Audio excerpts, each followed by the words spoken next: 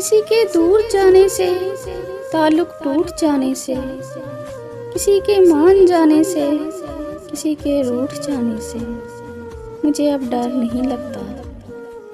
किसी को आजमाने से, किसी के आजमाने से, किसी को याद रखने से, किसी को भूल जाने से मुझे अब डर नहीं लगता।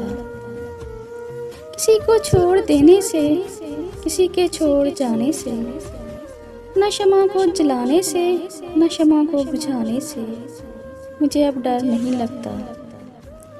अकेले मुस्कुराने से, कभी आंसू बहाने से, ना इस सारे ज़माने से, हकीकत से फसाने से मुझे अब डर नहीं लगता।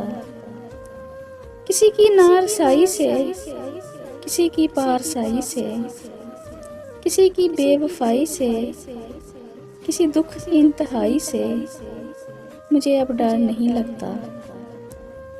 ना तो इस पार रहने से, ना तो उस पार रहने से, ना अपनी जिंदगानी से, ना एक दिन मौत आने से मुझे अब डर नहीं लगता।